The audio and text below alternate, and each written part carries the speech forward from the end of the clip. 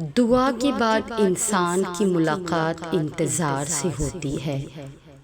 جب انسان ان چیزوں کا انتظار کرنا سیکھتا ہے جن کے بغیر سانس لینا بھی دشوار ہوتا ہے۔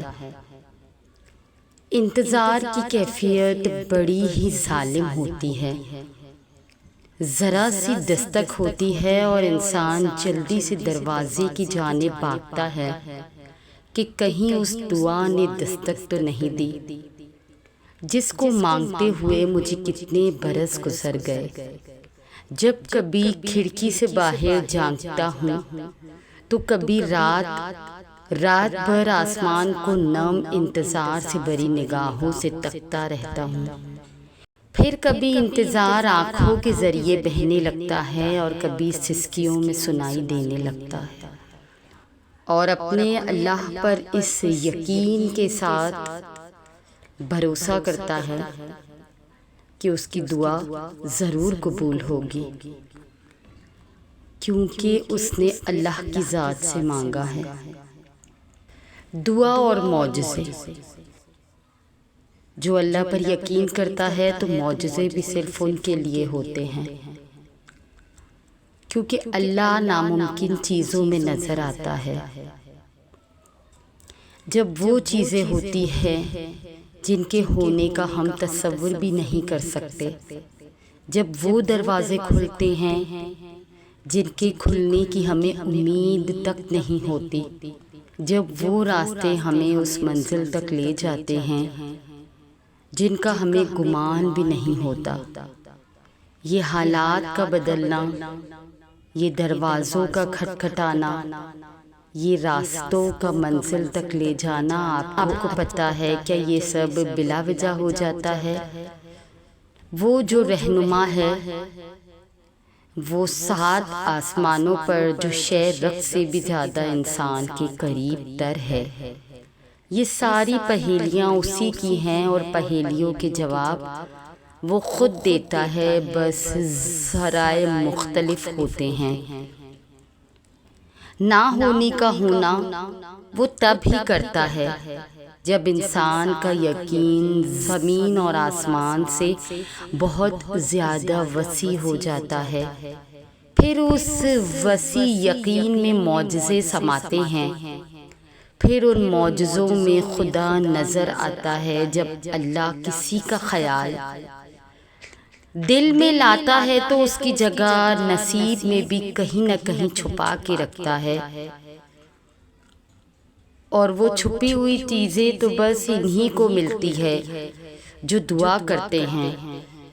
دعا وہی کر سکتے ہیں جو اللہ پہ یقین کرتے ہیں، جو اللہ پر بھروسہ رکھتے ہیں۔ دعاؤں میں دل ہر ایک کا نہیں لگا کرتا، دعاؤں میں سکون ہر ایک کو نہیں ملا کرتا۔ یوں بھی ہوتا ہے اکثر کہ دل کو لاکھ سمجھانے کے بعد اور بے شمار ضبط کرنے کے بعد بھی دل تھکنے لگتا ہے۔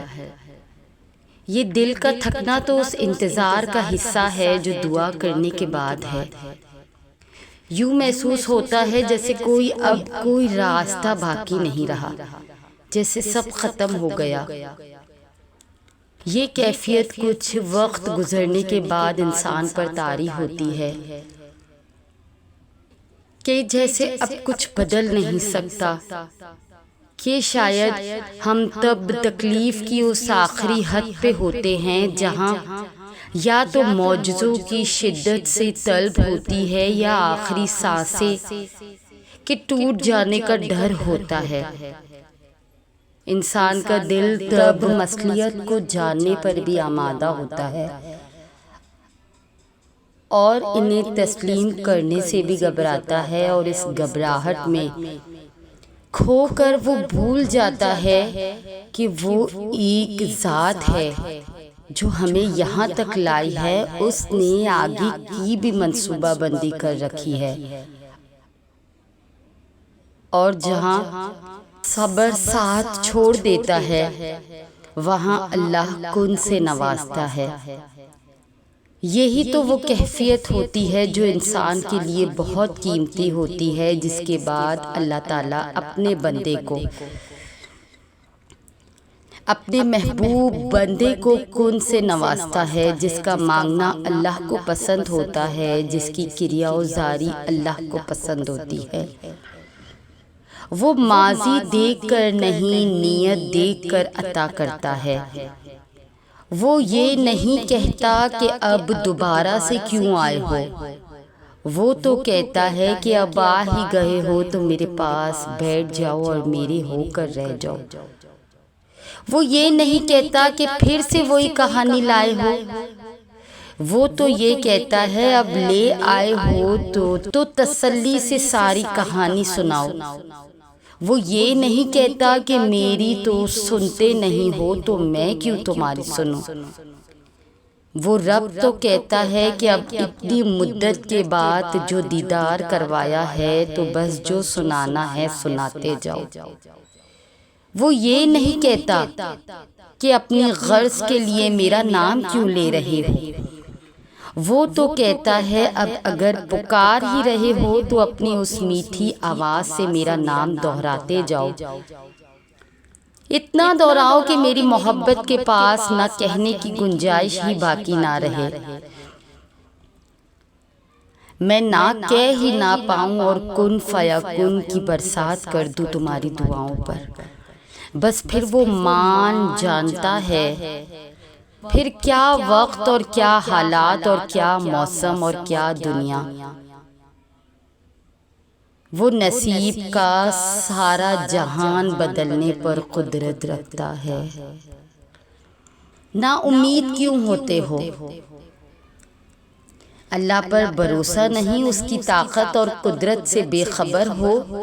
وہ تو ہر شے پر قادر ہے، ایک وہی تو ہے جو امیدیں پوری کرتا ہے، ناممکن کو ممکن بناتا ہے۔ پھر کیوں مایوس ہوتے ہو؟ یقین رکھو وہ یہ وقت بھی بدل دے گا، خوشیاں پھر سے تمہارے حصے میں آئیں گی۔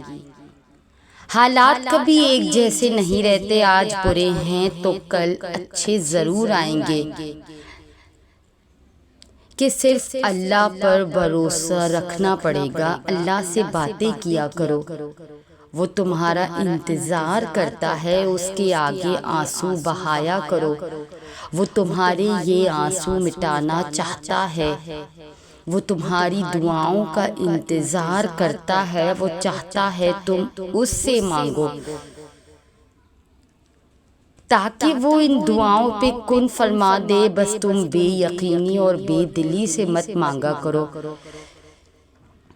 اللہ کو حاضر ناظر جان کر اور اپنی قبولیت کے یقین کے ساتھ اس کے آگے جھولی پھیلایا کرو، کہ جب تم اس کو پکارتے ہو وہ تمہیں سنتا ہے۔ وہ نہیں دیکھتا کہ تم اس کے پاس کیسے آ رہے ہو اور کہاں سے آ رہے ہو اور کتنے وقت کے بعد آ رہے ہو، وہ تمہاری صدا ہمیشہ سنتا ہے۔ اس نے تمہیں کبھی تنہا نہیں چھوڑا، بلکہ وہ تو تمہارا انتظار کرتا ہے دن میں 5 وقت۔ وہ تمہیں خود اپنی جانب بلاتا ہے، تہجد کے سجدوں کو تم تک لے کر آتا ہے تاکہ تمہیں سنے، تمہاری بے سکونی دور کر دے، تمہاری امیدیں بڑھ دے۔ وہ جب چاہتا ہے ہو جائے تو وہ ہو جاتا ہے، بس صبر رکھو، کہ تم نہیں جانتے تمہارے لیے کیا صحیح ہے اور کیا غلط۔ اس رب کی دیر تمہاری نظر میں دیر ہے، جبکہ وہ عطا اپنے صحیح وقت پر ہی کرتا ہے۔ صبر اور یقین رکھو، وہ تمہیں اتنا عطا کرے گا کہ تم اس کا شکر ادا کرنے میں ساری عمر گزارنا چاہو گے۔ اللہ کے نبیوں کی زندگی کو اپنا رول ماڈل بنائیں، کہ جب کبھی خون کے رشتے دل دکھائیں تو حضرت یوسف علیہ السلام کو یاد کر لینا، جن کے بھائیوں نے انہیں کنویں میں پھینک دیا۔ جب کبھی لگے کہ تمہارے والدین تمہارا ساتھ نہیں دے رہے تو ایک بار حضرت ابراہیم علیہ السلام کو ضرور یاد کر لینا، جن کے بابا نے ان کا ساتھ نہیں دیا بلکہ ان کو آگ میں پھینکوانے والوں کا ساتھ دیا۔ جب کبھی لگے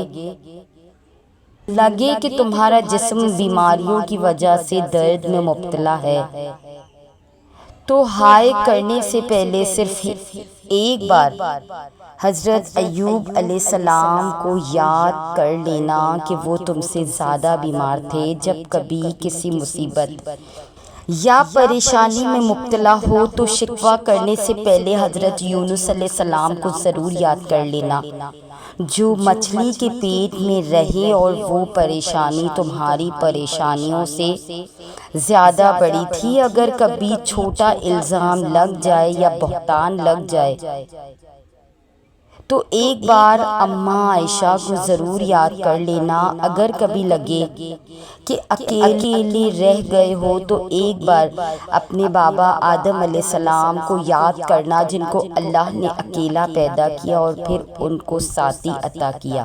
تو تم نا امید نہ ہو، تمہارا بھی کوئی ساتھی ضرور بنے گا۔ ان تمام نبیوں کو اللہ نے آزمائش میں ڈالا کہ ہم ان کی زندگیوں سے صبر و استقامت، ہمت و تقویٰ اور ڈٹے رہنے کا سبق حاصل کریں گے۔ ان تمام نبیوں نے اپنی آزمائشوں پر صبر کیا اور اپنے رب سے رشتہ قائم کیا اور اپنے رب پر پختہ یقین کیا۔ تو دیکھو ان سب کی مشکلیں اللہ نے کس طریقے سے معجزانہ طور پر حل کر دی۔ ایک چیز پہ دھیان دینا شروع کریں کہ اپنا آپ اس طرح بنا لیں کہ ہم نے بس ایک چیز پہ دھیان دینا ہے، اور وہ ہے اللہ کے ساتھ تعلق۔ اس کے لیے پہلا کام نماز کی پابندی ہے اور پھر قرآن پاک۔ ہر وقت ایک چیز اپنے ذہن میں ہم نے اللہ کو راضی کرنا ہے۔ کسی کی تلخ باتیں سن کے صبر کر لیں، یہ سوچ کے مجھے اللہ کے لیے صبر کرنا ہے۔ کسی کے ساتھ کچھ غلط کرنے سے پہلے سوچ لیں، میں نے اللہ کے لیے معاف کرنا ہے۔